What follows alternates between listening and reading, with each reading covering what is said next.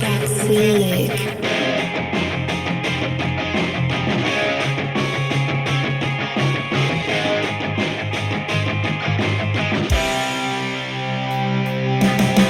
Un romance siniestro que ocultar, una vida esquivando miradas. Tú te vas y despliego las alas, horizontes oscuros en llamas. Me siento como en casa y cuando llamas, no soy yo el que contesta en mil patrañas.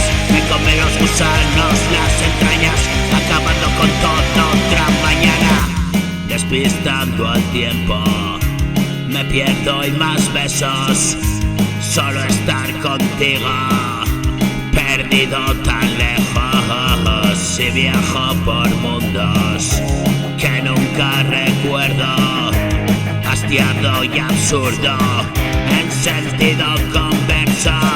Estoy en lucha un día más, rezo por ellos y piedad. Cuando no puedes soportar, te vas matando así sin más. Siempre salvaje me verás, no conocí otro lugar. Heredero del miedo y la rabia, es la sangre que corre en mi savia.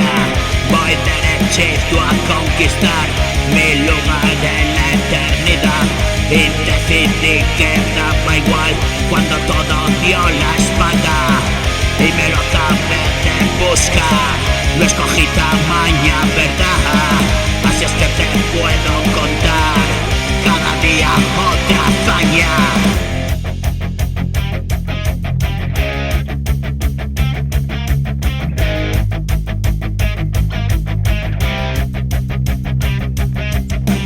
Y cuando cansé de soportar el peso de mi realidad, dije hasta aquí terminar. Este es el final de la campaña y la muerte vino a buscar.